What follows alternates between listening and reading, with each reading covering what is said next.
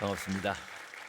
네, 반갑습니다, 여러분. 작년에 왔던 기억이 있는데 또 다시 불러주셔서 너무 감사하고 또 책임도 무겁습니다. 또 오늘 또 은혜로운 말씀으로 여러분과 함께 하나님께 영광 돌리겠습니다. 오늘 제목이 참 특이한데요. 오늘 제목은 제가 찬양의 육하 원칙이라는 제목을 한번 잡아봤습니다. 여러분 육하 원칙 다 아시죠? 무슨 어디 가서 이야기를 하든가 조서를 꾸미고 이럴 때 육하 원칙에 의해서 하는데, 여러분 한번 외워볼까요? 누가, 그다음에 언제, 어디서, 무엇을, 어떻게, 또 왜. 그렇죠. 다 기억하고 계시죠? 이 육하 원칙이 참 일반적으로 많이 쓰는 말인데, 찬양에도 육하 원칙이 있다는 것을 여러분께 말씀드리고자 오늘 이 자리에 섰습니다. 다른 것들도 말씀드리겠지만은요. 그러면 제일 먼저 누가 찬양을 할 것인가? 여러분, 제가 가상 답변을 하나 드릴 테니까 한번 맞는지 틀리는지 한번 맞춰보시겠어요? 찬양은 찬양대원이 하는 것이다. 틀리진 않지만 정확하게 맞는 대답은 아니죠. 오늘 참 그 주님을 이제 마이클 스미스의 주님이라는 곡을 했는데, 이 곡이 I am이라는 칸타타에 나오는 곡인데 굉장히 좋은 곡입니다. 그리고 요즘 같은 이 사순절 기간에 부르면은 아주 딱 좋아요. 그래서 아주 좋은 찬양, 하나님께 그 영광 돌려줄 줄 믿습니다. 찬양은 찬양대원들이 한다. 아니면 또 어떤 사람은 찬양은 이렇게 찬양대원들 같이 노래 잘하는 사람들이 하는 것이다 라고 생각할지 모르지만 그것은 사실은 아닙니다. 그럼 답은 어디 있느냐? 시편 150편에 딱 답이 있어요. 그 시편 150편 6절에 뭐라고 되어 있냐면요, 호흡 있는 자마다 여호와를 찬양할지어다. 할렐루야. 여러분 다 호흡 있으시죠? 그러니까 이 자리에 나오셨습니다. 그렇게 호흡 있는 사람들이 하나님께 찬양을 하는 겁니다. 우리 찬양, 우리 또 그 성경에 보면은 모든 천사여 모든 군대여 찬양할지어다 이렇게 돼 있거든요. 모든 사람들이 찬양을 하라고 돼 있습니다. 그런데 이제 모든 사람들이 다 하나님께 찬양을 드리지만은 더 좋은 것을 잘 드리고 싶은데, 내가 목소리도 별로 안 좋고 내가 악보도 잘 볼 줄 모르고 그래서 좀 나보다 좀 이렇게 좋은 찬양을 하나님께 드리지 못하는 게 참 아쉬움이 있을 때, 나를 대신해서 누가 좀 더 좋은 찬양을 하나님께 좀 드렸으면 좋겠다 해서 뽑힌 분들이 바로 찬양대원들입니다. 그만큼 찬양대원들이 중요한 역할을 하시는 거라고 생각이 됩니다. 이 찬양대는요, 찬양대를 뽑혔다는 것은 이제 구약 성서로 넘어갑니다. 구약 시대에 찬양대가 왜 생겼나 하는 것을 제가 조금 말씀드리면은요, 여러분 그 하나님께서 모세에게 주신 그 이제 언약궤가 있지 않습니까? 그 언약궤를 이제 그 기럇 여아림이라는 곳에 약 70년 이상 방치가 됩니다. 왜냐하면 이제 실로에서의 전쟁에서 이게 져가지고 언약궤 뺏기고 홈리와 비누아스가 다 죽음을 당하고 뭐 막 이랬는데, 그래서 블레셋이 이 언약궤만 가지면 우리도 백전백승이다 하고 언약궤를 뺏어왔는데, 웬일입니까? 거기다 자기네 신전에 뒀더니 거기 있던 자기들이 믿던 그 신들의 목, 허리 다 부러지고, 메세베스 사람 70명이 이제 그 궁금하다고 구경하러 왔다가 다 죽지 않습니까? 다 불타 죽고. 그러니까 이게 언약궤가 무서운 거구나. 그래서 그냥 이 블레셋이 버렸어요. 어디다 버렸냐면은 기럇 여아림이라는 곳에 이제 방치해 둔 거예요. 이제 아비나답이라는 사람이 이제 가지고 있었는데, 근데 이제 그 사울이 이제 초대 왕인데, 사울은 언약궤에 별로 관심이 없었어요. 근데 다윗이 왕이 되고 나서 제일 첫 번째 다윗의 프로젝트, 제일 먼저 해야 되는 일이 바로 그 언약궤를 다윗성으로 모시고 오는 일이었어요. 그래가지고 사람을 몇 명 동원하냐면 3만 명을 동원합니다. 그리고 그냥 지금으로 치면 큰 오케스트라죠. 비파와 수금과 재금들의 악기 울리고 막 했는데, 여러분 아시다시피 제1차 법궤 영접식은 실패하고 맙니다. 이게 이제 이 소에다가 언약궤를 싣고 이렇게 이제 탁 가다가 나번에 타작마당에 거기에 이르렀는데 소가 막 뛰지 않습니까? 그래가지고 이게 언약궤가 넘어지려고 그러는 거예요. 그래서 누가 잡았어요? 웃사라는 사람이 언약궤 이제 넘어지지 못하게 잡은 거죠. 그 순간에 웃사가 죽음을 당했습니다. 저는 처음에 성경에서 가장 억울하게 죽은 사람 중에 한 사람이 바로 웃사가 아닐까. 얼마나 억울해요.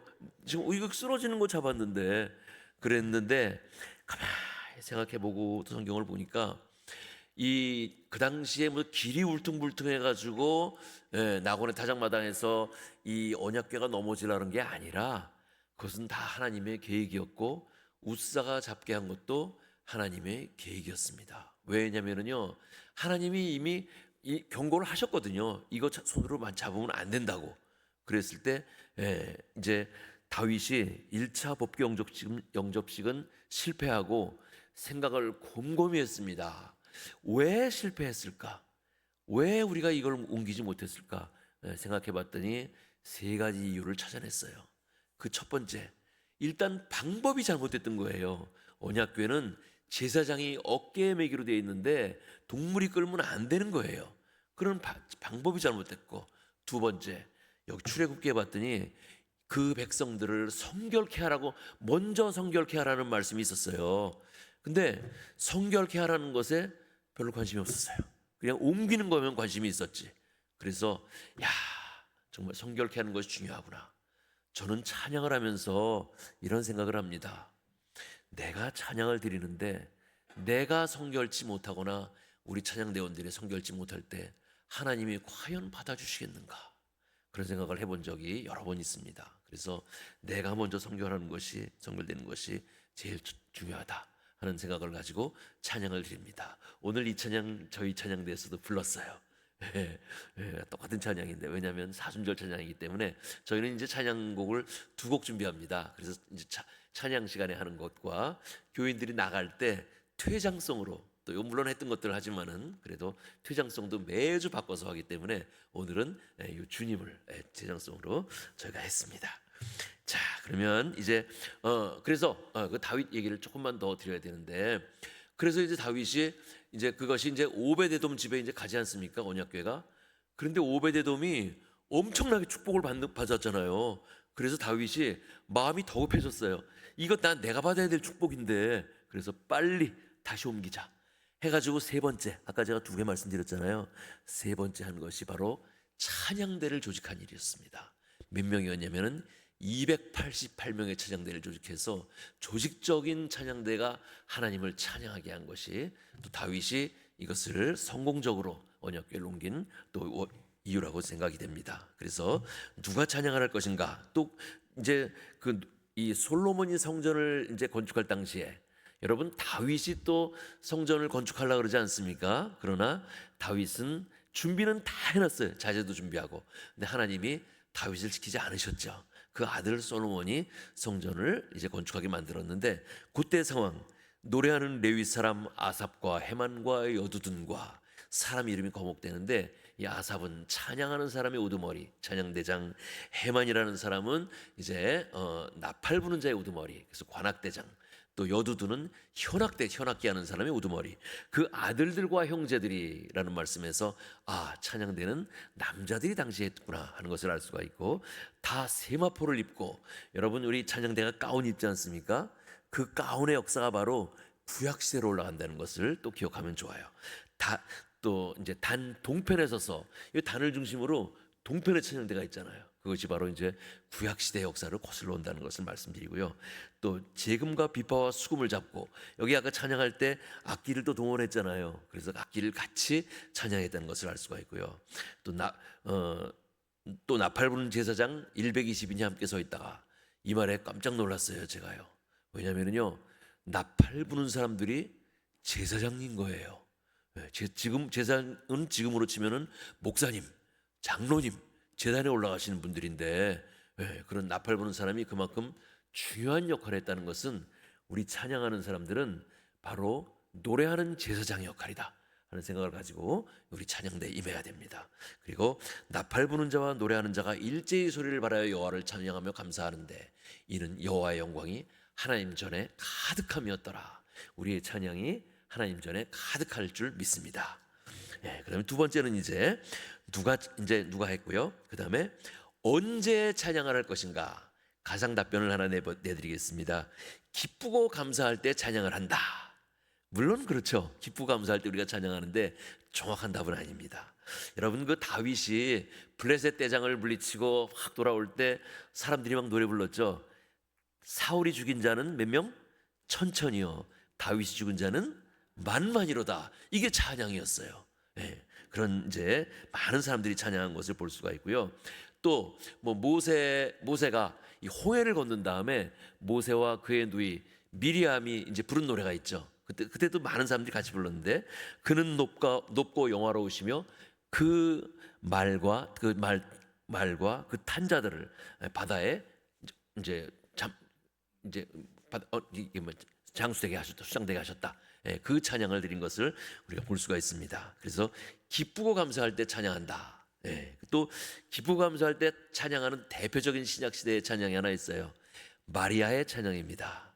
여러분, 마리아가 결혼을 했는데 이제 그 주의 천사로부터 계시를 받지 않습니까? 내가 하나님의 아들을 잉태할 것이다 라고 계시를 받았는데, 이제 그러고 나서 요셉과 정혼을 했지만은 요셉과 동침하지 말라 그래서 동침하지 않은 상태예요. 그런데 배가 불러오는 거예요.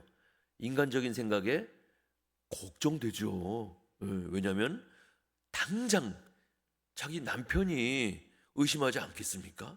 두 번째는 그 당시 율법으로는 처녀가 잉태를 하면은 돌로 쳐서 죽이게 돼 있는 게 율법이었었는데, 이제 내가 죽을지도 모른다는 생각에 얼마나 떨리겠습니까? 그래서 친척 엘리사벳을 찾아가지 않습니까?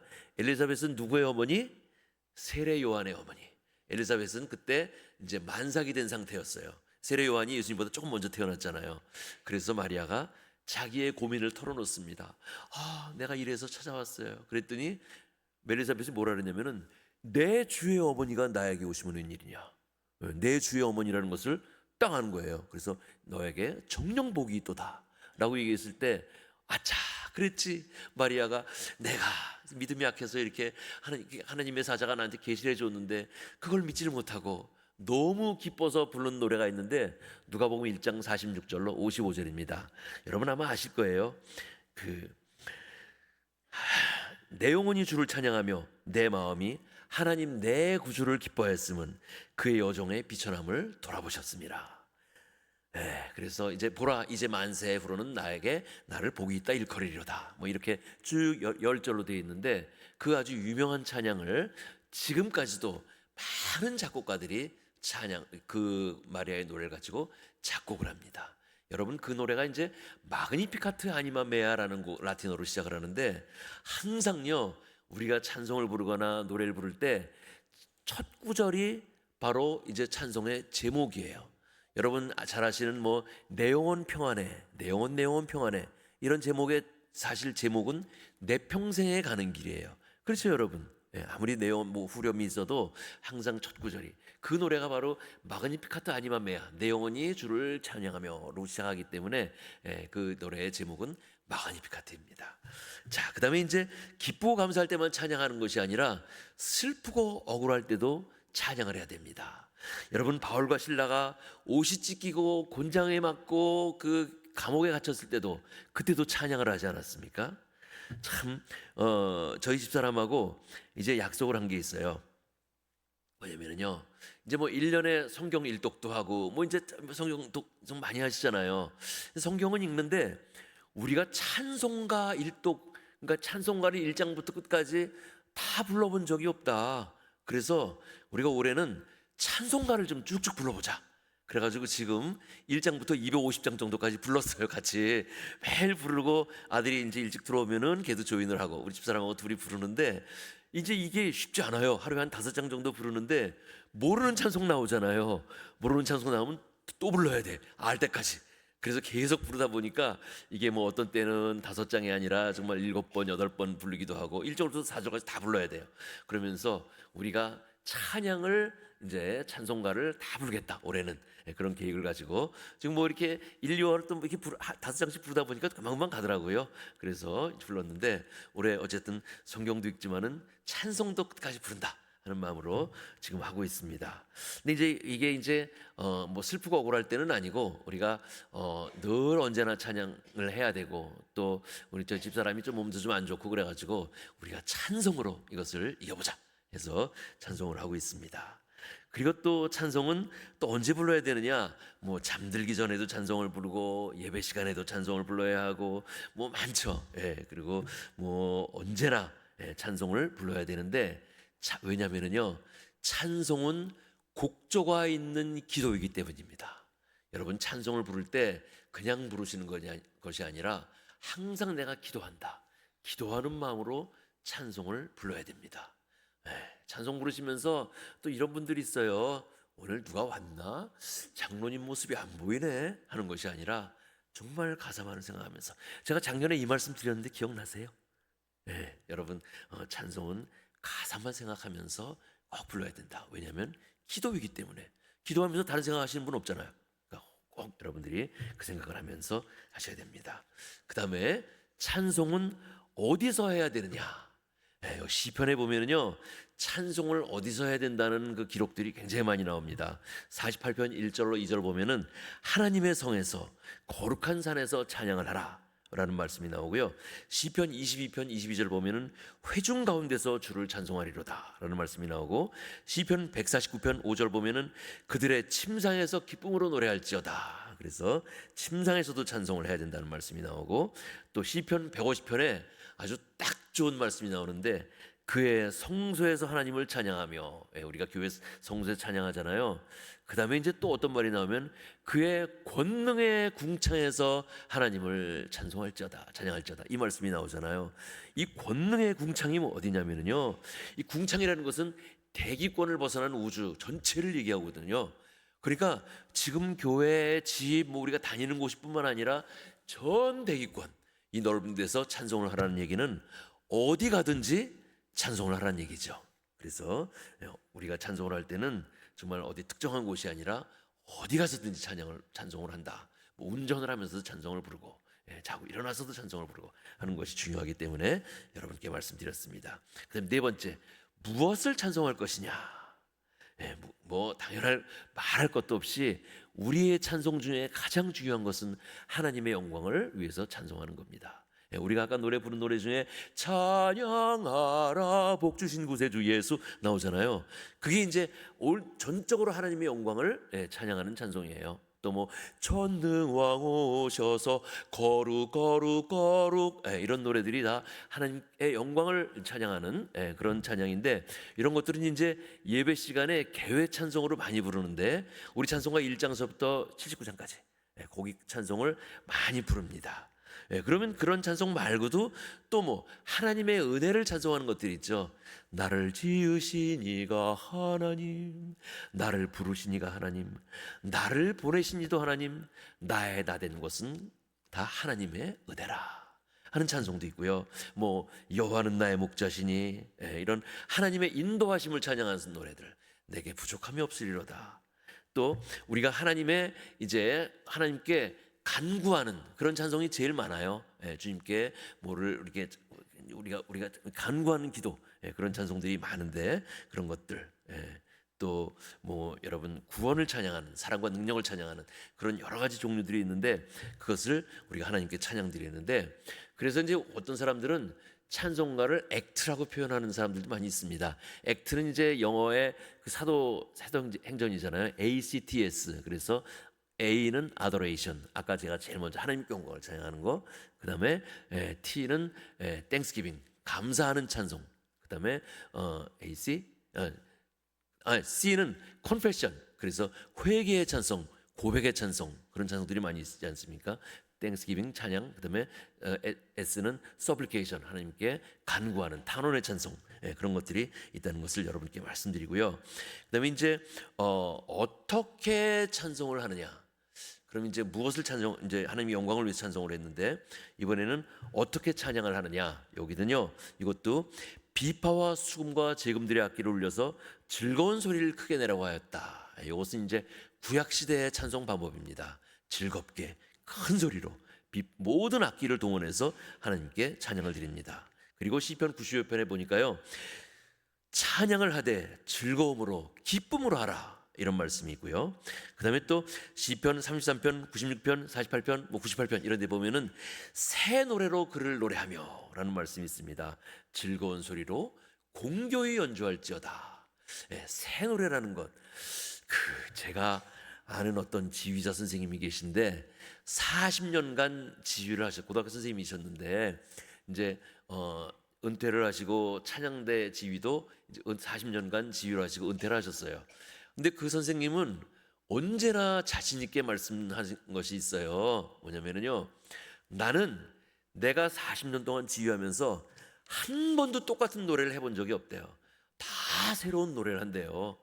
그래서 그거 쉽지 않은 일이거든요. 그래서 어떻게 그렇게 하세요? 그랬더니 당연히 그렇게 해야 된대요. 그래서 왜요? 그랬더니 성경에 써 있지 않냐고. 지금 제가 말씀드린 거 시편 98, 시편 90, 시편 96, 시편 33편 말씀에 새 노래로 여호와께 찬양하라. 난 새 노래로 여호와께 찬양한대요. 여러분 맞나요? 네, 저는 네 하지만 또 꼭 그렇게 생각하지는 않아요. 왜냐면은요, 그러면 요한 세바스찬 바하의 유명한 곡 한 번 연주하면은 끝. 다 버려야 돼. 그 악보. 핸델의 메시아 중에 할렐루야 이거 한 번 연주하면은 이제 다시는 안 해요. 그것도 아니잖아요. 네, 그래서 저는 이제 우리가 했던 것도 다시 합니다. 하지만 새로운 마음을 가지고 내가 그만큼 정성을 들이면은 그것이 바로 새 노래가 된다 하는 마음으로. 우리가 찬송가 부르는 것도 부르잖아요. 그러니까 항상 부를 때 이게 새 노래가 아닌 건 아니잖아요. 그래서 항상 새로운 마음을 가지고 항상 그 찬양에 새로운 은혜를 받으면서 노래를 부르는 그런 찬송이라고 생각이 되는데요. 어쨌든 우리가 극진히 찬양하라 그것이에요. 정성을 다해서 최선 최미. 제 은사님 중에 한 분은 곽상수 선생님이라고 연세대학교 교수님이셨는데 그 선생님은 꼭 그 말씀을 많이 하셨어요. 최선 최미. 그러니까 뭐냐면 찬양대가 최선을 다해서 하나님께 찬양을 드리고 최미, 가장 아름다운 곡, 가장 아름다운 찬양을 가장 귀중한 것을 하나님께 드린다. 이런 마음으로 찬양을 해라 하는 것을 얘기하고 있습니다. 그럼 신약 시대에는 어땠느냐? 시와 찬미와 신령한 노래로 하나님께 찬양드리라는 말씀이 있습니다. 여러분 사도행전에 보면 나오잖아요. 사도 바울이 그 시와 찬미와 신령한 노래인데 시는 뭐냐면요 시편이에요.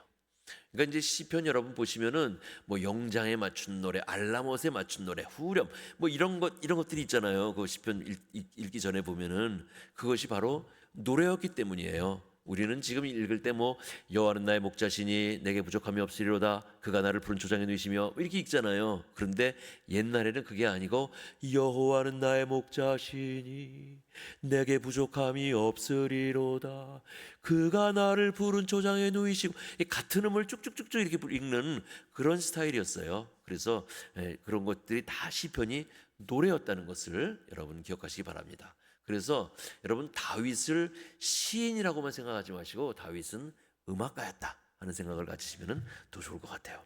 그 다음에 이제 신약에 나오는 찬미는 우리가 부르는 찬송이라고 생각하면 맞습니다. 그래서 시는 시편, 찬미는 찬송.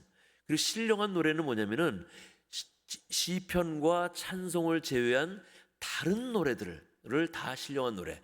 우리가 아까 예배드리기 전에 노래 많이 부르셨죠? 그런 가스펠송 이런 것들이 다 신령한 노래라고 할 수가 있습니다. 그래서 그런 이제 찬송을 나눠가면서 이렇게 불렀고 또 고린도전서 14장 15절에 보면 무슨 말씀이 있냐면요, 내가 영으로 찬미하고 또 마음으로 찬미하니라 이런 말씀도 있어요.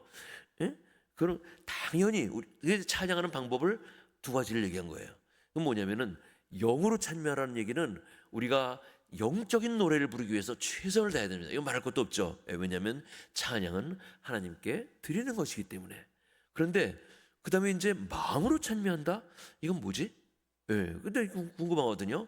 이 존 러터라는 유명한 작곡가가 있는데 I will sing with the spirit. 내가 영으로 찬미합니다.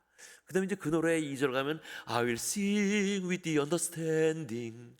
내가 understanding 이해하면서 찬양을 한다 이런 말씀이 나와요. 그게 뭐냐면요 이제 스피릿은 아까 말씀드렸고 understanding은 뭐냐면 이 노래가 지금 네 박자를 끌라는 이제 오음표가 있으면 네 박자 끌어줘야 되고 그 다음에 뭐 5도로 올라가라 그럼 5도로 올라가야 되고 여긴 내려가가지고 얼마큼 내려가라 이걸 이제 제대로 찬양을 하라는 얘기죠. 신약 시대에도 그런 이해하면서 찬양을 하라는 말씀이 이미 나와요. 그래서 찬양을 이렇게 찬양을 해야 되는구나 하는 것을 알 수가 있습니다. 자, 그다음에 이제 끝으로 이제 왜 찬양을 하느냐? 여러분 뭐 말할 것도 없이 왜 찬양을 하느냐? 이것은 이사야서 43장 21절에 답이 딱 나옵니다. 아까 우리 성경 봉독하셨는데 여러분 다 외우지 못하면 한번 읽어보시겠어요? 자, 못 외우시는 분들은 한번 성경을 한번 찾아가시고 시작. 이 백성은 내가 나를 위하여 지었나니 나를 찬송하게 하려 함이라. 예, 야, 제가 이 말씀에 정말 놀랐습니다. 야, 하나님이 우리를 지었어요. 그렇죠? 우리를 나오게 했는데 하나님의 자녀가 되게 했는데 그 이유가 바로 찬송을 듣기 위해서, 찬송하기 하는 것을 하나님께서 그러기 위해서 만들었다는 것을 생각하면서 우리의 가장 큰 우리 성도들의 임무는 하나님을 영화롭게 하고 하나님을 찬양하는 것이다. 말할 것도 여러분 다 이해하시죠? 꼭 그런 생각을 가지시고 하나님을 기쁘게 하는 것, 하나님을 영화롭게 하는 것이 우리 성도의 가장 큰 삶의 목표이다 라는 생각을 가지고 찬양을 통해서 우리가 정말 하나님께 영광을 돌리는 그런 여러분 성도들 여러분 되시기 바라면서 오늘 이 말씀을 마치는 것이 아니고 작년에 제가 찬양대원의 10계명에 대해서 말씀을 드렸는데 아마 기억을 하시는 분들도 계시고 어떤 분들은 아마 적으셔가지고 아직도 그것을 기억하고 계시는 분들이 계신데 작년에 말씀드렸으니까 그것은 말씀 안 드리고 오늘 또 찬양대원 신예배니까 좋은 찬양대, 어떤 찬양대가 좋은 찬양대인 것인가 하는 것을 좀 말씀을 드리겠습니다. 좋은 찬양대는요, 이것은 제가 어떻게 이건 만든 거냐면요, 그 10계명은 제가 찬양대를 40년 가까이 지휘하면서 이게 맞는 거다 라고 생각을 해서 40년 넘었네 벌써 제 나이가. 그러네요. 20살에 시작했으니까. 그래서 이제 그것은 제가 아주 뭐 이렇게 뭐 하루 이틀에 만든 건 아니에요. 제가 몇 년에 걸쳐서 만든 것이고, 오늘 이 이제 좋은 찬양, 어떤 찬양대가 좋은 찬양대다 하는 것은 옛날에 제가 우리 선생님이 책을 쓰시는데 제가 좀 도와드렸어요. 그 이제 여러 제자들이 도와드렸는데 그 중에 한 챕터가 이제 좋은 찬양대와 좋지 않은 찬양대를 구분하는 거였어요. 그래서 이제 2시간 동안 이제 회의를 했습니다. 좋은 찬양대는 이렇습니다. 좋지 않은 찬양대는 이렇습니다. 우리의 경험을 가지고 막 얘기를 했는데 결론을 못 내린 거예요. 왜냐하면 요즘 말로 그것은 카더라. 좋은 찬양대는 이렇더라고요. 좋은 찬양대는 이렇더라고요. 이렇게 얘기를 하다 보니까 이걸 책으로 내기에는 너무 좀 객관적인 자료가 되지를 못한다. 그래서 이걸 어떻게 쓰면 좋겠느냐라고 얘기를 하다가 이제 어떤 사람이 의견을 냈어요. 한번 설문조사를 해보자.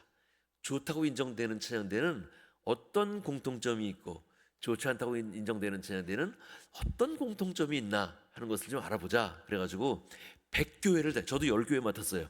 그래가지고 100교회를 다니면서 이제 찬양대원들한테 앙케이트 조사도 하고 지휘자, 반주자 면담도 하고 하면서 좋은 찬양대의 공통점, 좋지 않은 찬양대의 공통점을 이렇게 좀 찾아봤습니다.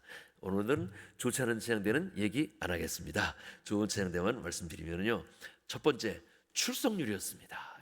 출석률이 제일 중요해요. 주일날 출석률이 85% 이상. 오늘 제가 수요예배 찬양대라고 얘기 들었는데 저도 유학 가기 전에 이제 수요예배는 집이 못 해봤고 교회 일부 찬양대를 했었는데요. 일부 찬양대원들이 제가 경험한 거로는 참 믿음이 좋으세요. 왜냐면요, 오늘같이 이렇게 날씨가 굽고 특히 이렇게 눈이 오고 비가 많이 오고 이러는 날은 찬양대원들이 안 올 것 같죠? 훨씬 더 많이 와요. 그 이유가 사람들이 비 오면은 다른 찬양대원들이 안 올까봐 더 열심히 나오시는 거예요. 그래서 참 정말 그때 제가 은혜를 많이 받았던 기억들이 있는데, 여러분 아마 수요예배 찬양대도 굉장히, 수요예배는 또 직장 생활을 하시는 분들도 많이 계시고 그래서 시간 내기도 어려운데 아마 열심히 봉사할 줄 믿습니다. 자, 좋은 찬양대는 이제 출석률이 좋았다는 거하고, 그 다음에 주중 연습을 하고 있었습니다. 무조건 주중 연습 하시겠네요. 수요일이니까. 그건 아니고요. 이제 보통 이제 주중 연습을 안 한다 그래서 좋지 않은 찬양대는 아니에요. 하지만 주중 연습을 한다는 것은 그만큼 찬양 연습 시간이 많은 거거든요. 그래서 연습을 할 수 있는 시간이 많기 때문에 더 좋은 찬양대가 됐습니다. 좋은 찬양대는 세 번째, 대원들이 인정하는 지휘자가 있었습니다. 그다음에 네 번째요, 지휘자는 내가 아무리 지휘자가 잘해도 찬양대원들이 안 해주면 아무 소용없어요. 정말 유명한 지휘자가 막 지휘를 하는데 교향악단 단원들이 저 지휘자 밑에서 못하겠습니다, 악기 탁 내려놓고 가만히 있으면은 어떻게 아무 소용도 없어요, 그 지휘자는. 그래서 해줘야 되는 거예요, 옆에서. 밑에.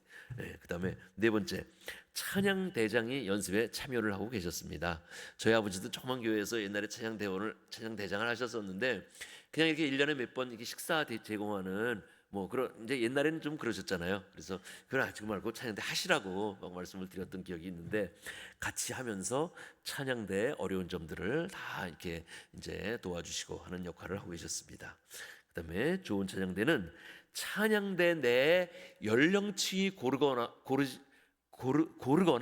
그렇지 않더라도 큰 격의가 없다. 이게 뭐냐면요, 찬양대가 연령층이 고르면은 좋은 점들이 많아요.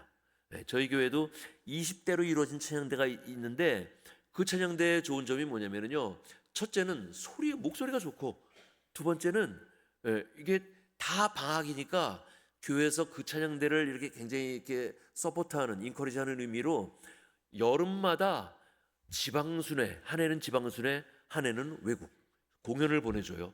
그럼 그것을 위해서 열심히 연습하거든요. 그래서 열심히 하라고. 그런 이제 다닐 수 있는, 뭐 직장 다니고 그러면 그거 못해요, 가고 싶어도. 그런 좋은 점이 있었습니다. 그리고 또 40대로 이루어진 찬양대를 봤는데, 그렇게 딱 이루어지니까 아이들끼리 친해요. 다 아이들끼리, 다 뭐 초등학생 뭐 이러니까 집에 신방도 자주 다니고 다 친해요, 찬양대원들끼리. 그런 좋은 점들이 있었는데, 그렇지 않더라도 20대부터 70대까지 있어도 이게 좋은 찬양대가 되는 게, 젊은 사람들이 어른들을 공경하고 어른들은 젊은 사람들을 위해서 항상 기도해 주는 찬양대, 그런 찬양대가 좋은 찬양대였습니다. 기도를 하려면 뭘 알아야 기도를 해요. 그러다 보니까 대화가 되는 거예요. 그런 찬양대 좋은 찬양대고요. 그다음에 좋은 찬양대는 목사님의 관심이 많다. 뭐 찬양 한 말씀 해주시고 그러는 것이 굉장히 또 대원들한테는 큰 힘이 돼요. 그래서 그것도 있었고요. 그다음에 좋은 찬양대는 연습 이외에도 행사나 모임이 많다. 어떤 행사냐면요, 뭐 성육 공부, 음악적인 행사, 기도회, 뭐 이런 것들을 많이 가지고 있는 찬양대가 바로 좋은 찬양대였습니다. 저희 찬양대 하나 칭찬 하나 하면은요, 저희 찬양대는 이제 토요일 날 6시부터 8시까지가 연습이에요. 50년 동안 그래 왔어요. 그래서 그냥 뭐 토요일 날 저녁에 사실 모이기 쉽지 않은 시간인데 그냥 그런 줄 알아요. 그래서 이제 토요일 날 연습을 하는데, 보통 토요일 날은 결혼식이 많잖아요. 결혼식이 뭐 1시 반 뭐 이렇게 있으면 이제 결혼식 끝나고 밥 먹고 나면은 3시쯤 되는 거예요. 그럼 3시인데 찬양 연습은 6시고, 그럼 집에 갔다 오기도 좀 시간이 애매하고, 그 3시간 동안 뭐예요? 그래서 이제 찬양대원들이 앉아서 그냥 뭐 이제 카페 같은 데 앉아서 차 마시면서 찬양 연습 시간을 기다리는 거예요. 그 시간이 무료한 거예요. 그래서 이러지 말고 우리가 성경 공부 시간을 만들자. 그래서 1시간에서 1시간 반. 그래서 찬양 연습 시간 전에 성경 공부를 하는데 10명에서 20명 사이로 이렇게 와가지고 계속 성경 공부를 해요. 참 그런 모습을 보면서 굉장히 칭찬할 만하다 하는 것을 제가 느꼈었습니다. 그 다음에 좋은 찬양대는요, 찬양대 안에 부부가 많다. 부부가 같이 하면은 좋은 점이 굉장히 많아요. 왜냐면은요, 뭐 칸타타 준비한다, 뭐 주중 연습만 해야 되는데, 남편은 프로야구 보고 있는데 부인 교회 가면은 어디가? 그러면 교회 가야 돼. 어저께 갔다 왔는데 또 가. 또 뭐 자꾸 이렇게 또 분란의 소지가 될 가능성도 없잖아 있고. 그런데 같이 부부가 이렇게 찬양대를 하면은 굉장히 좋은 점이 많고, 또 부부 중에 한 분이 만약에 나는 악보를 잘 못 봐서 뭐 그렇게 얘기를 하면은요, 요즘은 뭐 파티 연습실이니 뭐 이런 것들이 많이 잘 돼 있어서 그냥 조금만 노력하면은 다 할 수 있어요. 저희 차장대도 이제 오디션 봐야 들어오는데, 그냥 부부가 이렇게 같이 남편이 들어온다 그러면 그냥 들여보내요. 그러다 보니까 남자 수준이 좀 떨어지긴 했는데 괜찮아요. 하나님이 다 이해해 주세요. 그래서 부부가 같이 하는 것이 좋다 말씀드리고요. 그 다음에 좋은 찬양대는 찬양대원들 자신이 그 교회 찬양대원이라는 자부심을 가지고 있었습니다. 여러분 다 그런 교회 다니는 거 자부심 갖고 계시죠? 여러분 어느 교회 다니세요? 한영교회. 어느 찬양대세요? 샬롬 찬양대. 다 자신 있게 얘기할 수 있죠? 제가 어떤 사람한테 물어보면은 어디 교회 다니세요? 그러면 나 저 조그만 교회 다녀. 어느 교회인데? 이 교회 이름이 뭔데? 동네 교회 안 물어보지 마. 예, 그러면 안 돼요. 여러분 뭐 그렇지 않으셔? 그러지 않고 정말 내가 다니는 교회에 대한 자부심, 내가 하는 찬양대에 대한 자부심, 이것이 교만하라는 얘기가 아니라 정말 내가 정말 자부심을 가지고 있고 찬양을 드리는데 더 좋은 걸 드리기 위해서 하나님께 더 좋은 걸 드리기 위해서 내가 더 열심히 한다. 그런 마음으로 찬양대를 하라. 그래서 말씀드리는 겁니다. 그 다음에 좋은 찬양대는요, 예배 직전의 연습 시간이 최소한 1시간이다. 그런가요? 네, 그래야 됩니다. 왜냐면은요, 여러분 제가 그 유학 가기 전에 그 이제 20대 때 저기 여러분 그 좀 내려가면 광명시 있죠? 광명시 여성합창단, 그거 지휘를 했었는데 합창단원은 저보다 조금 30대 분들이 제일 많으셨어요. 저보다 좀 누나 같은 분들이 많으셨는데 월요일 금요일 이틀 두 번 연습인데 월요일 연습하면 뭐라 그러시냐면요, 아우 선생님 어디서 이렇게 좋은 곡을 고르셨어요? 야, 이 곡 너무 좋다. 막 연습해요. 금요일 날 똑같은 거 연습하면 뭐라 그러시지 아세요? 이거 우리 했던 거예요? 다 잊어버린 거예요. 이미 벌써 한 4일 지나는 동안에. 그래서 이게 일주일 지나면 다 잊어버려요. 그래서 이제 계속 이게 연습을 해줘야 되는데 그렇게는 못하고, 그러니까 예배 직전의 연습 시간은 바로 연습하고 찬양 드리잖아요. 그래서 그 시간이 중요하다는 것을 말씀드립니다. 그 다음에 좋은 찬양대, 찬양대원들이 자신의 상황을 알린다. 내가 찬양대 못 나오게 됐어요. 뭐 직장에서 뭐 늦어서 못 나오게 됐다 그러면은 내가 미리 얘기하지 않으면은 계속 전화 받고 이메일 받고 뭐 막 이렇게 되는 거예요. 그 얘기는 찬양대원들끼리 관심이 많은 거예요. 그것을 이제 시스템이 잘 돼 있어가지고 파트장님이 연락을 하든가 뭐 총무님이 연락을 하든가 그런 식으로 내가 빠지는 거에 대해서 사람들이 가만히 안 있는 거예요. 그러다 보니까 내가 미리 얘기해야 돼. 그러면 이제 연락 안 오잖아요. 그래서 그런 시스템이 잘 돼 있는 것을 말씀드리고요.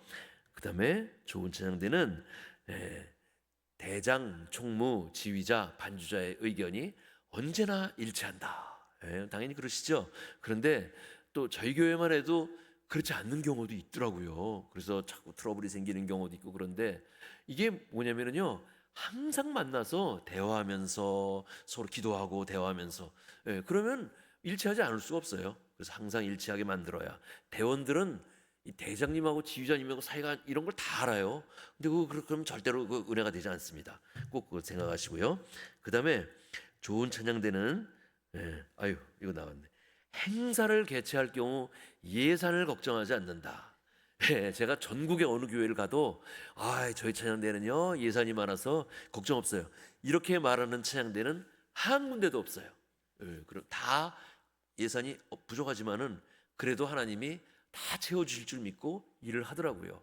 하나만 제가 더 예를 한번 드리면, 저희 찬양대가 작년에 50주년이었어요. 그래가지고 50살이 된 거예요. 그래서 어떤 행사를 할까 하다가 이제 50주년 기념 음악회를 하고, 이 음악회를 가지고 이제 지방 순회를 좀 다녀보자. 그래가지고 6군데를 다녔습니다. 3군데는 경기도, 3군데는 이제 경남 지방을 다녔는데, 경남 창원, 뭐 김해, 부산 이렇게 다녔는데요.